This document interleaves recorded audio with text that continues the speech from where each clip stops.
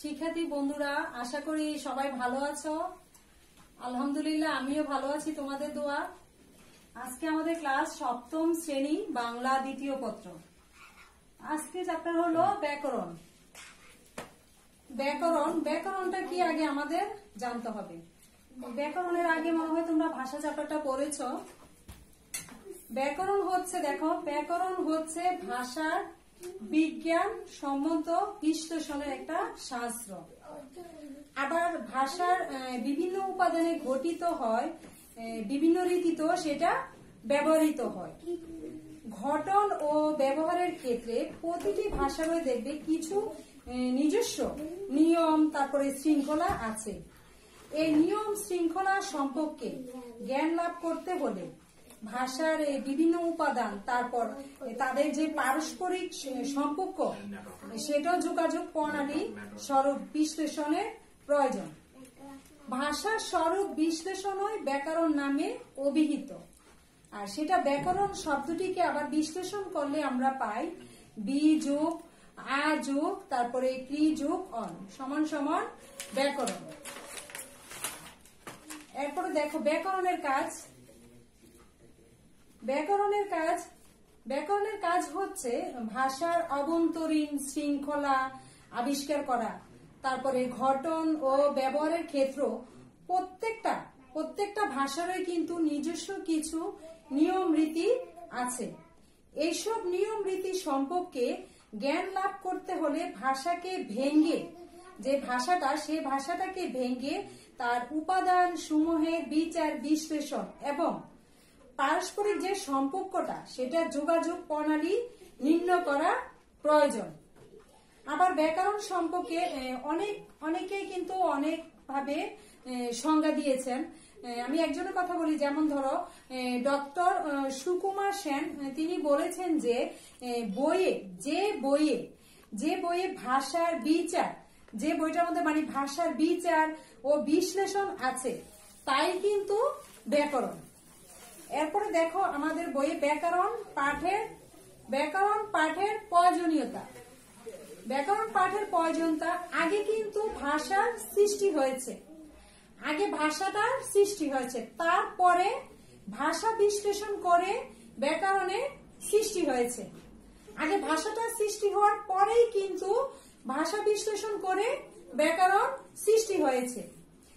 এই যে ভাষা, এই ভাষার সঙ্গে ব্যাকরণের সম্পর্কটা জড়িত।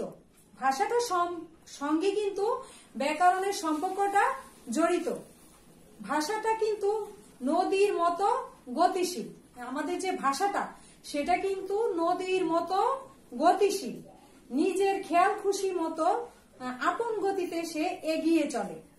আবার ভিন্ন ভিন্ন সময়ে ভাষার মধ্যে নানা পরিবর্তনও কিন্তু সাধিত হয়। ভিন্ন ভিন্ন সময় দেখবে ভাষার মধ্যে নানা পরিবর্তন সাধিত হয়। ভাষার আবার কিছু মৌলিক উপাদান, সেগুলি হচ্ছে ধ্বনি, তারপরে শব্দ, বাক্য, এগুলির অভ্যন্তরীণ শৃঙ্খলা আবিষ্কারের জন্য ব্যাকরণের সৃষ্টি হয়েছে। ব্যাকরণকে ভাষার সংবিধানও আবার বলা যায়। ব্যাকরণ ভাষাকে নিয়ন্ত্রণ করে না, কিন্তু ব্যাকরণ পাঠ করে লেখার ও কথার ভাষা যে প্রয়োগ, শুদ্ধতা রক্ষা করা যায়। ব্যাকরণ পাঠের মাধ্যমে ছন্দ, অলংকার বিষয়ে জ্ঞান লাভ করা যায়। সেটা ব্যাকরণ লাভের মাধ্যমে কিন্তু ব্যাকরণ পাঠের মাধ্যমে কিন্তু ছন্দ, অলংকার বিষয়ে জ্ঞান লাভ করা যায়। তারপরে ভাষার পরিবর্তনের ধারা, নিয়ম, শৃঙ্খলা, বর্ণনা, বিশ্লেষণ ব্যাকরণ পাঠে অবহিত হওয়া যায়। বাংলা ব্যাকরণের আবার দেখো, তারপরে বাংলা ব্যাকরণের আলোচ্য বিষয়, ভাষার 4টি মৌলিক উপাদান, সেগুলি হলো ধ্বনি তথ্য, শব্দ তথ্য বা রূপ তথ্য, বাক্য তথ্য বা পদক্রম, অর্থ তথ্য। এখানে দেখো আমি কয়েকটা বহু নির্বাচনী লিখেছি, সবগুলি বহু নির্বাচনী কিন্তু আমি মেন বই থেকে লিখেছি। তোমরা যদি পুরাটা অংশ না পড়ো, এখানে যে বইয়ের মধ্যে আছে ব্যাকরণ, তারপরে ব্যাকরণের সংজ্ঞাগুলি, তারপরে ব্যাকরণ পাঠের প্রয়োজনীয়তা, তারপরে ব্যাকরণের আলোচ্য বিষয়, পুরাটা অংশ যদি তোমরা পড়ে ফেলো, এখানে দেখবে যখন তোমরা পড়বে হাতে অবশ্যই একটা কলম রাখবে, মূল যে পয়েন্টগুলি দেখবে সেই পয়েন্টগুলি অবশ্যই নিচে আন্ডারলাইন করে ফেলবা। সেটা তোমাদের সুবিধার জন্য। তোমরা বহু নির্বাচনী যখন পড়বে নিজেরাই প্রশ্ন তৈরি করতে পারবে এবং উত্তরও তৈরি করতে পারবে।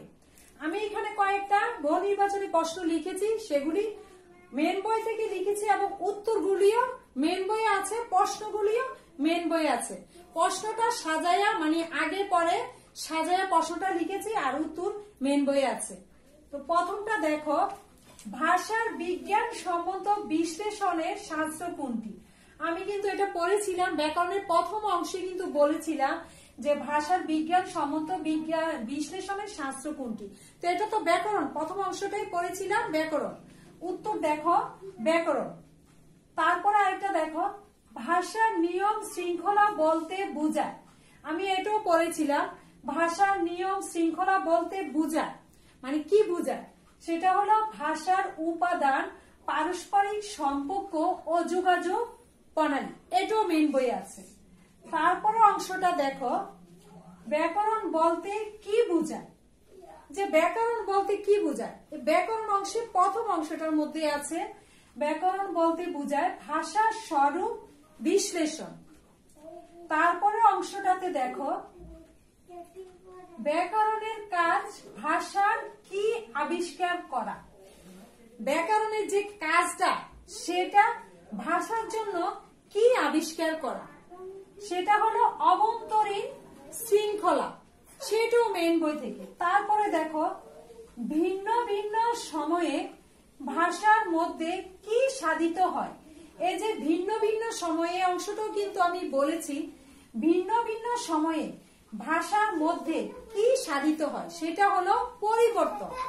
আমাদের অনেক সময় ভিন্ন ভিন্ন সময়ে কিন্তু ভাষার পরিবর্তন সাধিত হয়। প্রশ্নটা দেখো সাজায় লিখেছি, ভিন্ন ভিন্ন সময়ে ভাষার মধ্যে কি সাধিত হয়, সেটা হলো উত্তর পরিবর্তন। তারপর অংশটা দেখো, ব্যাকরণকে কি বলা হয়, ব্যাকরণকে কি বলা হয় সেটা বলেছি। ব্যাকরণকে কি বলা হয়? ব্যাকরণকে ভাষার সংবিধান বলা হয়। যে উত্তর লিখেছি ভাষার সংবিধান। তারপর অংশটা দেখো, ভাষাকে নিয়ন্ত্রণ করে না কে? এই যে ভাষাটা, আমাদের যে ভাষাটা সেটাকে নিয়ন্ত্রণ কে করে না? সেটা করে না ব্যাকরণ। ভাষাকে নিয়ন্ত্রণ করে না কে? উত্তর হলো ব্যাকরণ। তারপর অংশটা দেখো, ব্যাকরণ পাঠ করে ভাষা প্রয়োগে কি রক্ষা করা যায়। অর্থাৎ ব্যাকরণ যে পাঠটা, আমরা যে ব্যাকরণটা পাঠ করলাম সেটা করে ভাষা যে ভাষাটা আছে সেটা প্রয়োগ করে, যে ভাষাটা আছে সেটাকে প্রয়োগ করে কি রক্ষা করা যায়? সেটাকে রক্ষা করা যায় শুদ্ধতা, সেটা রক্ষা করা যায় শুদ্ধতা দিয়ে। তারপর অংশটা দেখো, ব্যাকরণ পাঠের মাধ্যমে আর কি বিষয়ে জ্ঞান লাভ করা যায়। অর্থাৎ আমরা যে ব্যাকরণটা পাঠ করলাম সেটার মাধ্যমে আর কি বিষয় মানে আর কি কি বিষয়ে জ্ঞান লাভ করা যায়, সেটা হলো ছন্দ অলংকার।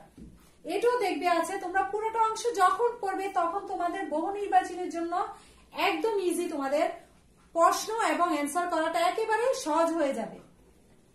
এরপরে দেখো, ব্যাকরণ পাঠে কি অবহিত হওয়া যায়। ব্যাকরণ পাঠে যে কি অবহিত হওয়া যায় সেটা হলো ভাষার পরিবর্তনের ধারা। তারপর অংশটা দেখো, ভাষার মৌলিক উপাদান কয়টি। এটাও বলেছি ভাষার মৌলিক উপাদান, ভাষার যে মৌলিক উপাদান আছে সে উপাদান কয়টি। সে উপাদান হলো 4টি। তারপরে দেখো, সে ব্যাকরণের উপাদান কি কি। এই যে ব্যাকরণ মৌলিক উপাদানগুলি যে বললাম 4টি, সে ব্যাকরণ উপাদানের মৌলিক উপাদানগুলো কি কি, সেটা হলো উত্তর ধ্বনি, শব্দ, বাক্য অর্থ। এরপর অংশটা দেখো, সব ভাষার ব্যাকরণের কয়টি বিষয়ে আলোচনা করা হয়। এই যে সব ভাষার ব্যাকরণের কয়টি বিষয়ে আলোচনা করা হয়, সেটা হলো 4টি বিষয়। 4টি বিষয়ে আলোচনা করা হয়, সেটা ধ্বনি, শব্দ, বাক্য, অর্থ। দেখো এখানে কিন্তু উত্তর কিন্তু একটাই, কিন্তু প্রশ্ন দেখো কয়টা প্রশ্ন এখানে ঘুরিয়ে আসছে। উত্তর কিন্তু একটাই, কিন্তু প্রশ্ন বিভিন্ন রকমের, অনেক সময় ঘুরিয়ে 3টা 4টা করে দেয়া হয়। তারপরে দেখো শব্দতন্ত্রের আরেক নাম কি, যে শব্দতন্ত্রের আরেক নাম কি, সেটা ছিল রূপ তথ্য। আরেকটা দেখো বাক্য তথ্যের আরেক নাম কি, বাক্য তথ্যের আরেক নাম হলো শব্দ তথ্য। এই যে এখানে আমি কয়েকটা বহু নির্বাচনী প্রশ্ন লিখলাম এবং উত্তরগুলিও লিখে দিয়েছি। তোমরা সবগুলি প্রশ্ন এবং উত্তর দেখবে। মেইন বইয়ের মধ্যে যদি পুরোটা অংশ পড়ে ফেলো, তাহলে মেইন বইয়ের মধ্যে পুরোটা অংশই পাবে, উত্তরও পাবে, প্রশ্নও পাবে। অনেকে কিন্তু ব্যাকরণ বাংলা প্রথম পত্র বলো, দ্বিতীয় পত্র বলো, মানে একদম সহজ মনে হয় তোমাদের কাছে, মনে হয় যেন বাংলা তো একদম সহজ, না পড়লে আমরা বানাইয়া বানাইয়া লিখতে পারবো। বাংলা প্রথম পত্র যেমন ধরো গদ্য বলো, পদ্য বলো, সেটার জন্য বানাই লিখতে হলো ধারণা থাকতে হবে। বানাই লিখলেই হলো না, ধারণা থাকতে হবে, সেই সম্পর্কে জানতে হবে, জানা থাকলে কিন্তু লিখা যায়। আর বাংলা দ্বিতীয় পত্র কিন্তু বানাইয়া লিখা যায় না, আন্তাজে তুমি ধারণা না থাকলে কিছুই লিখতে পারবে না। ধারণা থাকতে হবে এবং মূল কথা থাকতে হবে, সেখানে কোনো বানানো যাবে না। গণিত যেমন তোমাদের গণিত, ইংরেজি, বিজ্ঞান এগুলি তোমাদের কাছে খুব কঠিন মনে হয়, বাংলা কঠিন মনে হয় না, কিন্তু বাংলা দ্বিতীয় পত্র কঠিন আছে, তোমাদের কাছে সহজ মনে হয়। তোমরা তো গাইডটা নিয়ে বসো। এই যে বহু নির্বাচনী প্রশ্ন তোমাদের পরীক্ষার জন্য তো 20টা বহু নির্বাচনী আসে, সেটার জন্য 20 নাম্বার বরাদ্দ, সেটার জন্য সৃজনশীলের জন্য 30 আর বহু নির্বাচনের জন্য 20 নাম্বার। সেই বহু নির্বাচনী প্রশ্ন তোমরা কি করো, গাইড বই থেকে অনেকে মুখস্থ বিদ্যা পড়ে ফেলো, কিন্তু মেন বইয়ে যে উত্তর দিয়ে আছে, প্রশ্ন দিয়ে আছে, সেটা অনেকেই কিন্তু ফলো করো না। সবাই কথা বলছি না, এরকম কয়েকজন আছো যে তোমরা বই থেকে পড়ো না, মেন বই থেকে পড়ো না, তোমরা গাইড বই থেকে প্রশ্ন এবং উত্তর পড়ে ফেলো। সেখানেও কিন্তু অনেক সময় প্রশ্ন ভুল থাকে, উত্তরও ভুল থাকে, কিন্তু সেটা ফলো করার আগে তোমাদেরকে মেন বই ফলো করতে হবে, মেন বই দেখতে হবে। মেন বই কিন্তু কখনো ভুল থাকে না, সেখানে সঠিকে থাকে, উত্তরও থাকে এবং প্রশ্ন থাকে, কিন্তু একটু কষ্ট করতে হয়। কলমটা নিয়ে যখন পড়বে তখন যদি হাতে একটা কলম রাখো, যে পয়েন্টটা তোমার কাছে কঠিন মনে হচ্ছে বা মানে এটা মনে হচ্ছে যে এখানে একটা বহু নির্বাচনী প্রশ্ন থাকতে পারে, উত্তর থাকতে পারে, সেখানে সাথে সাথে কলম দিয়ে আন্ডারলাইন করে ফেললে তোমার জন্য একদম তোমাদের জন্য সহজ হয়ে যাবে। তো বাংলা দ্বিতীয় পত্র কিন্তু কঠিন আছে, পড়লে কিন্তু সহজ, আর না পড়লে কিন্তু যে কোনো বিষয় বলো না কেন, পড়া যদি ভালো মতো যদি পড়ো বা ওই সম্পর্কে যদি জানা থাকে, তাহলে কিন্তু কঠিন মনে হয় না, সহজে মনে হয়। গণিত বলো, ইংরেজি বলো, বিজ্ঞান বলো, বাংলা বলো, ইসলাম বলো, যেটাই বলো, প্রত্যেকটা বিষয় কিন্তু যদি জানা থাকে, ঠিক মতো পড়ো, তাহলে তোমাদের কাছে সহজ মনে হবে। কিন্তু বাংলা দ্বিতীয় পত্র তোমাদের বহু নির্বাচনী, সেখানে তো আর তোমাদের সৃজনশীল ওরকম থাকবে না যে তোমরা ধারণা করে লিখবে, ধারণা করে লিখলে নাম্বার পাবে না।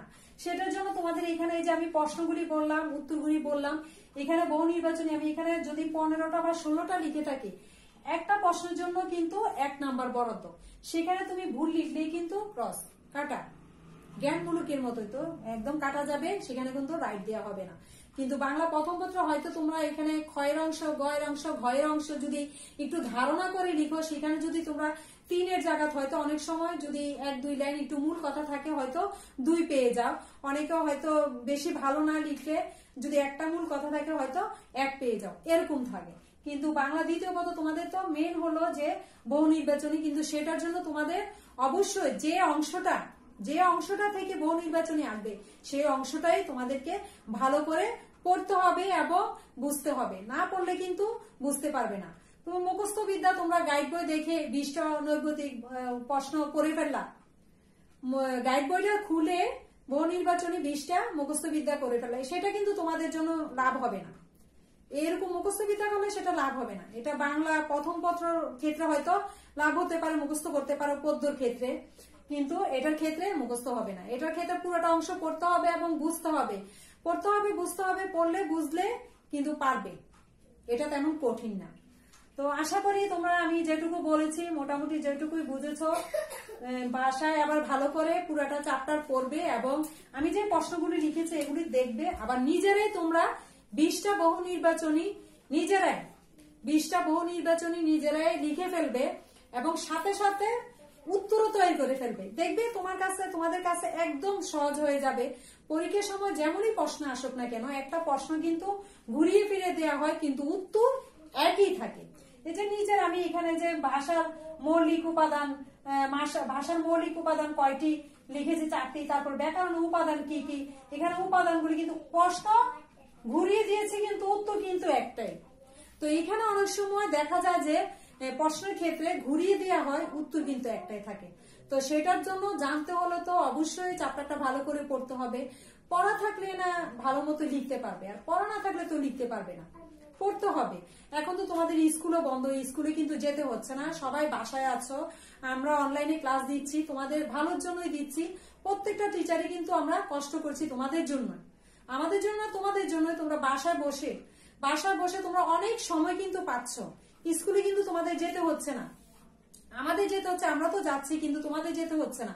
বাসায় আছো তোমরা, বাসায় বসে যখনই সময় পাবে, সারাক্ষণ তো আর পড়াশোনা করো না, তার ফাঁকে ফাঁকে টিভি দেখো, তারপরে খেলাধুলা করো। তা তো অবশ্যই খেলাধুলারও দরকার আছে, না করলে তো আবার তোমরা একঘেয়েমি হয়ে যাবে।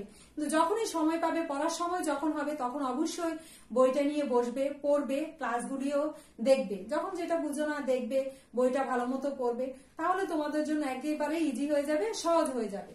তো আশা করি সবাই যাই জেনেছো ভালো মতো বাসায় পড়াশোনা করবে।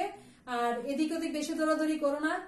করোনা যতটুকুই হয়েছে তারপরও বলা যায় না, তো এখনো কিন্তু পুরোপুরি সম্পূর্ণভাবে ভালো হয় নাই, এখনো কিন্তু করোনা চলতেছে। শেষ যেদিন হবে সেদিন তো স্কুল খুলবে, সবাই জানো। তোমরা বাসায় সবাই ভালো থেকো, সুস্থ থেকো, ভালো মতো পড়াশোনা করো, এই দোয়া তোমাদের সবার জন্য করি। আল্লাহ হাফিজ।